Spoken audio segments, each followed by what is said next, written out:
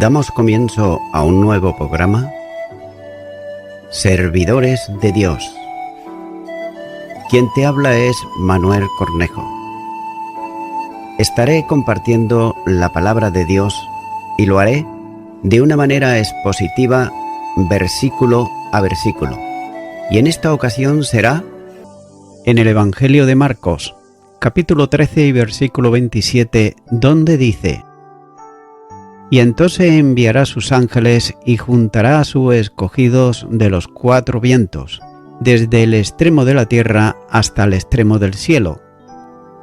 Comienza diciendo este versículo: y entonces enviará sus ángeles y juntará a sus escogidos.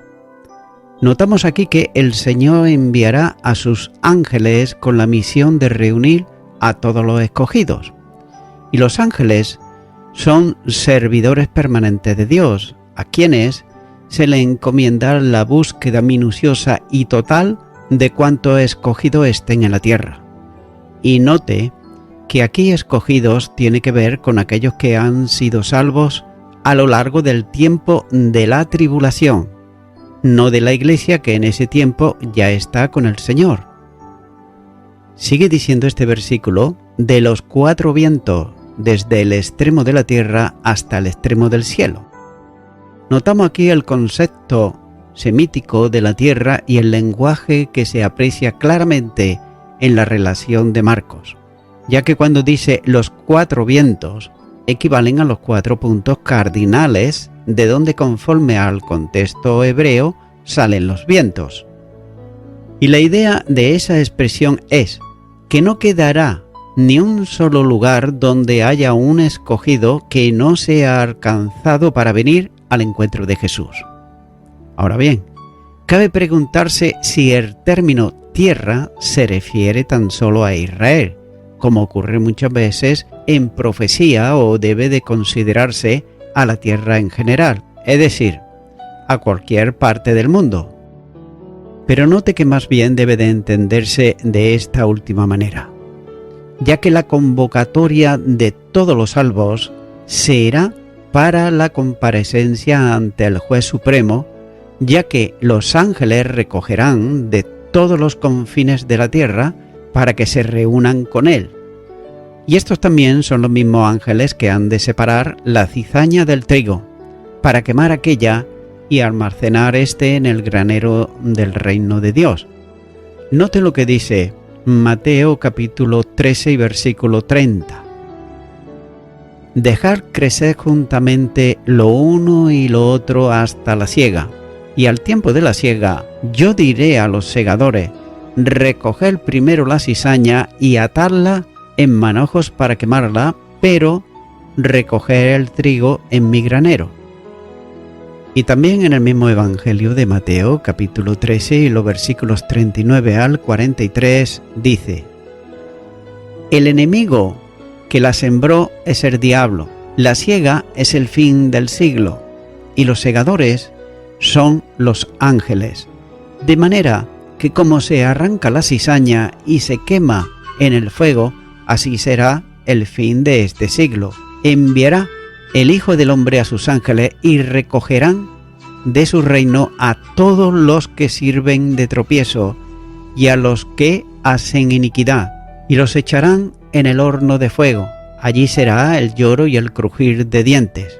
Entonces los justos resplandecerán como el sol, y en el reino de su Padre. El que tiene oídos para oír. ¿Cuánta paz produce entender que el cuestionado y rechazado por el mundo es el Señor, que ejerce autoridad y lo hace sobre los cielos y la tierra? Ya que los ojos de los hombres han sido cegados por el pecado y el príncipe de este mundo, por tanto, ellos son incapaces de ver el glorioso atractivo que su persona tiene. Pero nosotros los salvos, por gracia, regenerados también por el Espíritu Santo de Dios, tenemos la capacidad espiritual de ver el futuro con la misma mirada de fe. Aquel que es el Señor vendrá glorioso y lo hará para reinar, sin que nada ni nadie pueda impedirlo.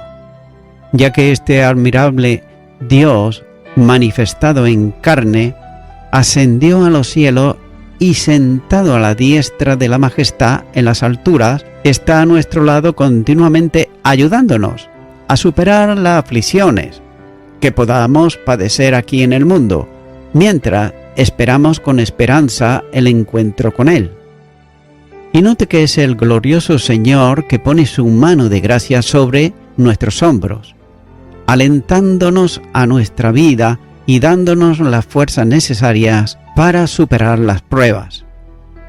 Y también es el que pone su mano sobre nuestras cansadas espaldas, y como el apóstol Juan nos dice en Apocalipsis capítulo 1 y versículo 17 y 18, no temas, porque yo soy el primero y el último, el que vivo y estuve muerto, mas he aquí que vivo por los siglos de los siglos. Amén. Y tengo las llaves de la muerte y del Hades.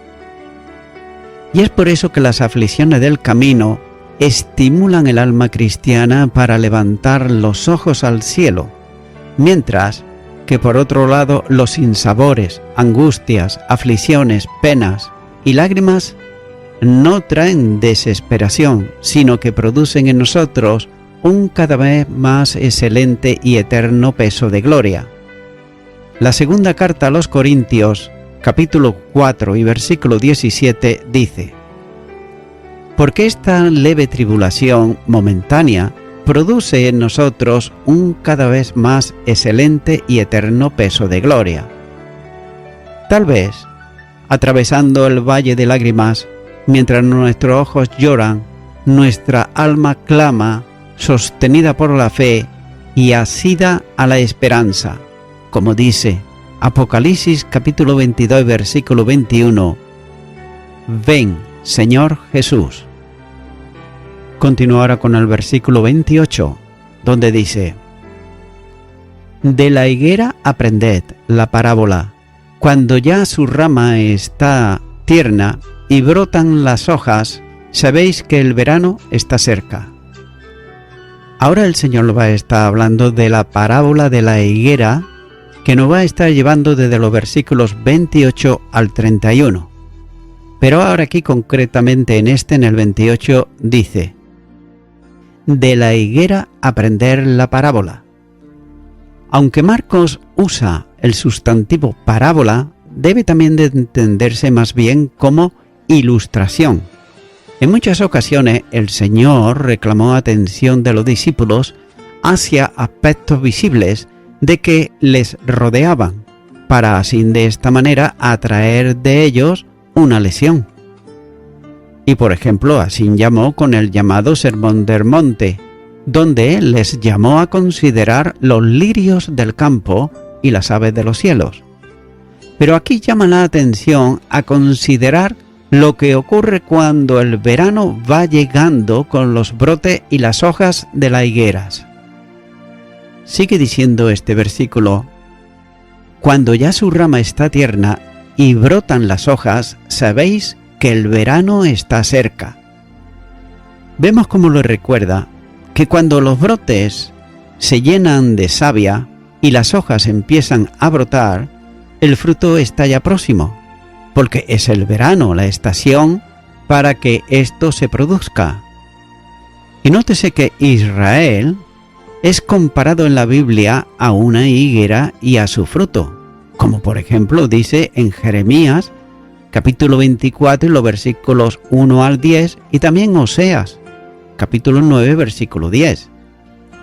Por tanto, la higuera es símbolo de Israel y no dio el fruto que Dios demandaba y esperaba de ella, y fue desechada, ya que ese árbol, simbólicamente hablando, ahora sin vida, reverdecerá nuevamente. La higuera es un árbol cuyo fruto aparece muy próximo al reverdecer de las nuevas hojas, ya que la restauración futura de Israel se producirá en un tiempo muy próximo a la segunda venida del Señor, de manera que el Señor les llama a Israel a entender que cuando vean este renacer espiritual, quiere decir que el verano en sentido de la venida del Señor, estará ya muy próximo.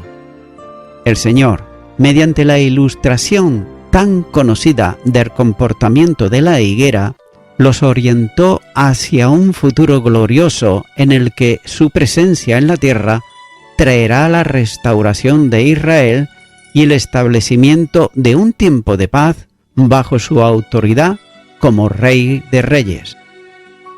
Continúa ahora con el versículo 29, donde dice: Así también vosotros, cuando veáis que suceden estas cosas, conoced que estás cerca a las puertas. Comienza este versículo diciendo: Así también vosotros, cuando veáis que suceden estas cosas. Note cómo Jesús había hablado de señales que se producirán antes de su segunda venida y que tendrá lugar en la historia humana a lo largo de los últimos 7 años de la semana 70 de Daniel, ya que en aquellos días quienes conozcan la Escritura podrán discernir el cumplimiento de esas señales y saber que se aproxima la venida del Señor. Continúa diciendo este versículo: Conoced que está cerca a las puertas. Note cómo el tiempo de los días finales del sistema actual será corto, es decir, de 7 años. Por consiguiente, cuando los acontecimientos que la profecía anuncian se vayan cumpliendo, deben de saber que el regreso del Mesías para establecer el reino está a las puertas. También es necesario entender que no se trata de señales que anuncien el recogimiento de la Iglesia, para cuyo acontecimiento no hay señal establecida, ya que la Iglesia puede ser trasladada a la presencia del Señor en cualquier momento. Es por eso que a los cristianos no se nos llama a esperar señales, sino esperar al Señor. La primera carta de Pedro, capítulo 1 y versículo 13, dice: Por tanto, ceñid los lomos de vuestro entendimiento, ser sobrios y esperar por completo en la gracia que se os traerá cuando Jesucristo sea manifestado. Muchos creyentes en este tiempo, tal vez con poco conocimiento de la profecía, están buscando el cumplimiento de señales que anuncien el traslado de la Iglesia conforme a la promesa del Señor, sin darse cuenta, por otro lado, que este evento puede ocurrir en cualquier momento, ya que las señales son dadas para Israel y para las naciones que estén en la tierra en el tiempo de la tribulación. Repito, en el tiempo de la tribulación, la Iglesia está con el Señor en el cielo. No está aquí en la tierra porque ya ha sido arrebatada. Entonces, para el recogimiento de la Iglesia no hay ninguna señal establecida en la Escritura. Continuará con el versículo 30, donde dice: De cierto os digo, que no pasará esta generación hasta que todo esto acontezca. Comienza este versículo diciendo: De cierto os digo. Note cómo Jesús desea recalcar lo que va a decir seguidamente, y lo hace para ello introduciendo la sentencia mediante una afirmación solemne, cuando dice: de cierto os digo. Los discípulos le habían preguntado cuándo iba a ocurrir estas cosas, relativas a la destrucción de Jerusalén, pero la segunda parte de la pregunta, o la segunda pregunta, tiene que ver con las señales que se manifestarían, es decir, cuando estas cosas hayan de cumplirse, como dice el versículo 4. Por tanto, el Señor habló de señales y también de acontecimientos que precederán al cumplimiento de estas cosas, que tiene que ver con su venida y la manifestación gloriosa en este mundo. Continúa diciendo este versículo: De cierto os digo que no pasará esta generación hasta que todo esto acontezca. Sin duda, las palabras de Jesús son determinantes, comenzando con una negación rotunda cuando dice literalmente no, es decir, no que equivale de ningún modo, es decir, jamás. Por tanto, la afirmación que sigue también es muy precisa, cuando dice no pasará esta generación hasta que todo esto acontezca. Y notamos aquí que el verbo pasar, es decir, desaparecer, se utiliza tanto para personas como también para cosas. Y el problema radica en determinar cuál es la generación que no pasará antes que se cumplan todas estas cosas. Ya que por un lado quienes consideran que se trataba de la generación que vivía en los tiempos de Jesús, los acontecimientos del capítulo se cumplieron por la caída y la destrucción de Jerusalén del templo en el año 70 después de Cristo. Pero sin embargo, tratar de coordinar las palabras de Jesús con los sucesos ocurridos en la destrucción de Jerusalén requieren un esfuerzo interpretativo considerable que no evita hacer violencia a una correcta hermenéutica. Entonces cabe preguntarse, ¿dónde se puede situar las convulsiones cósmicas? Y también, ¿cuál fue el cumplimiento de la visión del Hijo del Hombre viniendo en las nubes con gran poder y gloria? No cabe duda que el Señor no podía estar refiriéndose sino al tiempo de su segunda venida, a la que se refiere en los siguientes versículos de este capítulo. Y nótese cómo las interpretaciones más habituales sobre estas palabras son, por ejemplo, la primera, se refiere únicamente a la generación contemporánea de Jesús, pues antes de 40 años podía presenciar la destrucción de Jerusalén, ya que para los judíos se consideraba el tiempo de una generación como 40 años. En segundo lugar, se refiere a la generación contemporánea final, empezando por la restauración oficial del Estado de Israel. Y esta interpretación cae por su propio peso, puesto que han pasado ya más de 40 años desde el año 1948, fecha de la Constitución del Estado de Israel. Y esta interpretación muy acertada en el entorno del judaísmo mesiánico tiene el problema de datar la segunda venida del Señor, cosa que produce no solo el descrédito, como ha ocurrido con todos los que pretendieron fijar fechas para la segunda venida, sino también el error de forzar el texto para referirse a la tribulación como las distintas tragedias que ocurrieron en los judíos en el último tiempo. Y en tercer lugar se refiere a la pervivencia de los judíos a lo largo de la historia contra toda dificultad.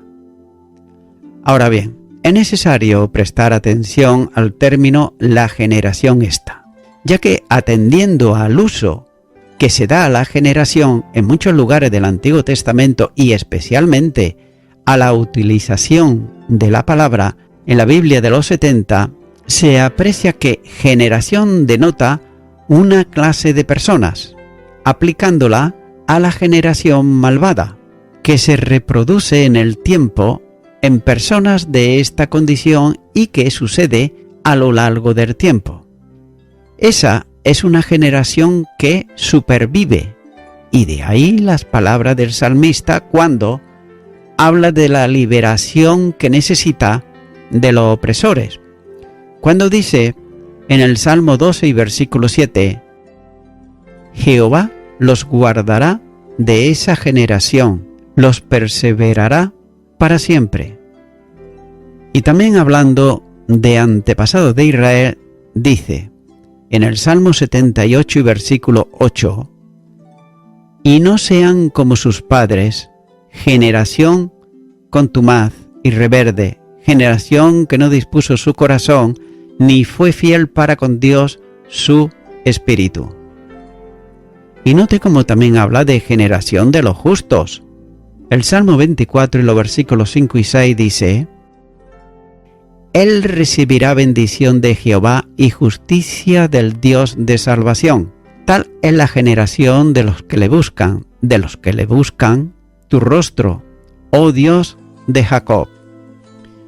Es por eso que por esta razón Jesús podía muy bien estar refiriéndose a la generación pecaminosa de un mundo que desconoce a Dios o incluso a los judíos como pueblo. En cualquier caso, puede aplicarse también a raza o pueblo, etc. Y en este sentido el Señor enseñó que, a pesar de las persecuciones tremendas, la nación judía no sería exterminado y llegaría hasta el final para participar de las bendiciones del reino. Esa generación, como determinado grupo étnico, no desesperaría en el tiempo, sino que persistiría hasta que todas las cosas relativas a la segunda venida del Señor tuviesen lugar. También debemos de llegar a la conclusión que el Señor se está refiriendo a la generación de gentes que componían la sociedad de su tiempo y que se han extendido a lo largo de la historia, no solo de judíos, sino también de gentiles, ya que esta sociedad persistirá sin desaparecer en su forma hasta la segunda venida del Señor, que dará paso a una nueva generación, diferente a la que se contextualiza en el día de hoy. Las cosas que el Maestro anuncia tendrán cumplimiento en la presente dispensación, y no importa cuán larga sea o cuánto tiempo le reste en el mundo conforme al propósito que Dios ha establecido para la historia. Por otro lado, John MacArthur comenta sobre esto y dice: esta generación se refiere a la generación que entra al periodo de tribulación, que será la misma generación viva al regreso de Cristo. Para afirmar esa verdad de otra manera, puesto que la tribulación cubre 7 años que culminarán con la segunda venida, es evidente que una sola generación experimentará todo esto. A la que Jesús estaba refiriéndose no puede ser la de los 12 o la generación de judíos que vivieron durante el siglo I, aunque esa generación de judíos presenció la destrucción del templo en el año 70 después de Cristo, no puede ser la descrita en el versículo 30, porque no experimentó las catástrofes ni precedentes de la gran tribulación, como así señala el versículo 19 y los versículos 24 al 25, ni tampoco fue testigo del regreso visible de Jesucristo, versículo 26, ya que dichos sucesos y la generación que estará viva cuando ocurran se hallan todavía en el futuro. Y hasta aquí el comentario de John MacArthur. Continuar con el versículo 31, donde dice: el cielo y la tierra pasarán, pero mis palabras no pasarán. Las palabras del versículo anterior pudieran resultar diferentes de entender para los discípulos y tal vez por la dificultad supusieran para ellos una posibilidad más que una segunda determinación. Pero cualquier pensamiento se tendría que sujetar a la expresión de este versículo. En alguna manera, las palabras de Jesús tienen aquí el eco de la firmeza que correspondía a la enseñanza suya en el Sermón del Monte, en Mateo capítulo 5 y versículo 18. Esta es una afirmación precisa y también definitiva, ya que las palabras de Dios tienen firmeza absoluta que proceden de su boca. Jesús es Dios manifestado en carne. Por tanto, sus palabras tienen la segura certeza de fidelidad e inmutabilidad divinas. Los elementos del universo serán conmovidos antes de la segunda venida, y el universo será disuelto por el fuego en el final de la historia humana, como así señala la segunda carta de Pedro capítulo 3 versículos 7 y versículo 10. Entonces, se producirá un cambio total en lo que hoy parece inconmovible. Como dice también Romanos capítulo 8, versículo 19 al 22 y Apocalipsis capítulo 21, versículo 1. Pero mientras todo esto está sujeto a cambio, las palabras de Jesús no están sujetas a alteración y su cumplimiento será seguro y completo, como dice la primera carta de Pedro, capítulo 1 y versículo 23. Los judíos, entre los que estaban los 12, habían estado esperando por años el cumplimiento de las promesas nacionales que Dios había establecido con los padres de la nación y que los profetas habían confirmado, pero ellos seguían siendo vasallos de otras naciones, ya que ellos esperaban la liberación en el reino de los cielos que Jesús le había anunciado y había proclamado en su mensaje que se había acercado a ellos. Y note cómo el tiempo transcurrido sin cumplimiento de las promesas pudiera generar una sombra de incredulidad o por lo menos la necesidad de una reorientación sobre los tiempos para ellas.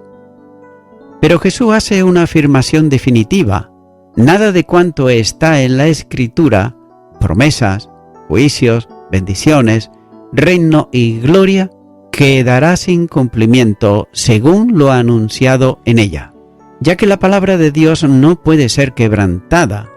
Cualquier promesa incumplida afecta directamente a quien la hizo, en este caso concreto a Dios.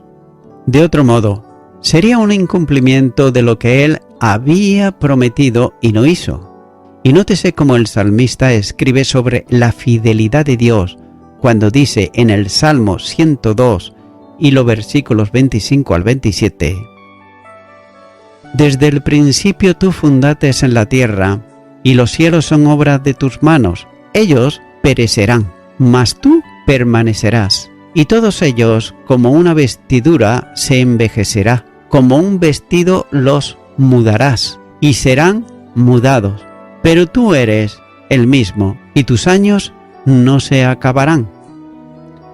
Notamos por tanto que la inmutabilidad de Dios alcanza cuanto es Dios, por tanto alcanza también su palabra y sus promesas, que con Él son inmutables y atemporales, es decir, el tiempo no las afecta ni tampoco las condiciona. Por tanto, toda profecía anunciada tendrá su debido cumplimiento, como por ejemplo, Gálatas capítulo 4 y versículo 4, la primera parte dice: pero cuando vino el cumplimiento del tiempo, vemos ahí como el Señor cumplió lo que había prometido. Es por eso que las palabras de Cristo son palabras de Dios. Por tanto, la fidelidad de su inmutabilidad divina son propias de su persona divino-humana, y sus palabras tienen cumplimiento fiel. Y note lo que dice la palabra de Dios en la segunda carta a Timoteo capítulo 3 versículo 16. Toda la Escritura es inspirada por Dios. Por tanto, no hay cosas principales y secundarias en ella.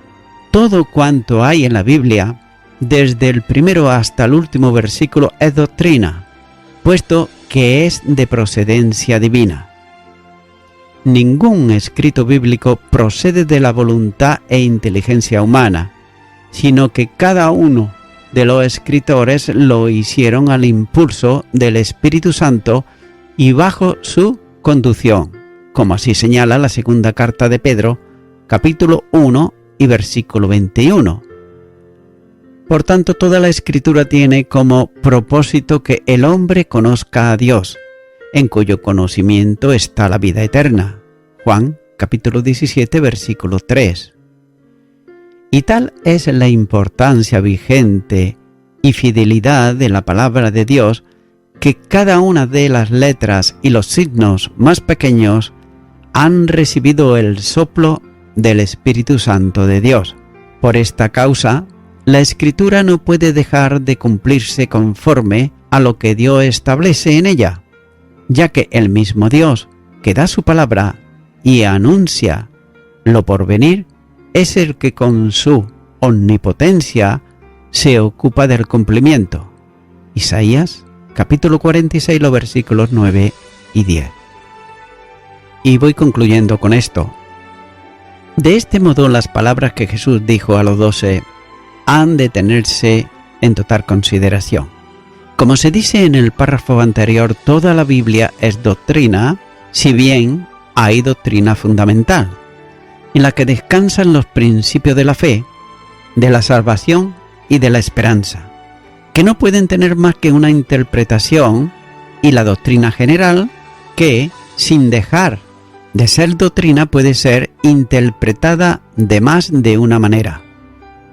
Jesús demanda aquí profundo respeto a la revelación hecha a los discípulos. Y note cómo es el mensaje profético que será desarrollado por los apóstoles en los escritos del Nuevo Testamento, al que debemos de prestar suma atención. Y no solo porque es doctrina bíblica, sino porque se trata de un encuentro correcto con el Señor en el día de su venida. Amigo y amiga oyente, tarde o temprano, tú, que me estás oyendo ahora, tendrás un encuentro con Jesús. Y lo puedes tener en el futuro, pero lo estarás encontrando a Jesús como un juez, por haber rechazado la salvación que Él ahora te está ofreciendo. Ahora bien, ese encuentro lo puedes tener temprano, es decir, en esta hora, en este momento. Y si tú deseas encontrarte con Jesús, tú lo vas a poder encontrar cuando vengas a Él en arrepentimiento. Y lo vas a encontrar como tu Salvador y como tu Redentor. Mi amigo, mi amiga, oyente, tú decides. Si tu decisión es para ahora, entonces ora conmigo y repite ahí a donde estás y di: Señor Jesús, no quiero esperar más. Ahora deseo tener ese encuentro contigo. Por ello, te quiero pedir perdón por todos mis pecados, los cuales me arrepiento de ellos. Y te abro mi corazón, Señor Jesús, para recibirte como mi único y suficiente Salvador. Y prometo servirte y seguirte todos los días de mi vida. Quiero darte gracias. Amén.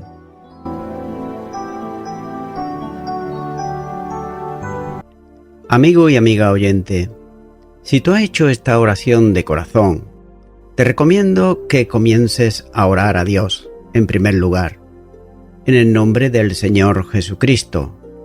Orar a Dios no es rezar, sino que es hablar con una persona. También te recomiendo que leas la palabra de Dios y lo hagas a diario. Comienza, por ejemplo, con el Nuevo Testamento. Y también, por último, te recomiendo que para que puedas crecer espiritualmente, te congregues en una iglesia cristiano-evangélica, donde se predique, se enseñe y se practique la sana doctrina y la palabra de Dios. Congrégate ahí y con el tiempo podrás crecer espiritualmente y también servir al Señor Jesucristo. Que Dios te bendiga. Y a toda la audiencia, nuevamente ya me estoy despidiendo de todos ustedes y será hasta el próximo programa. Que Dios os bendiga a todos.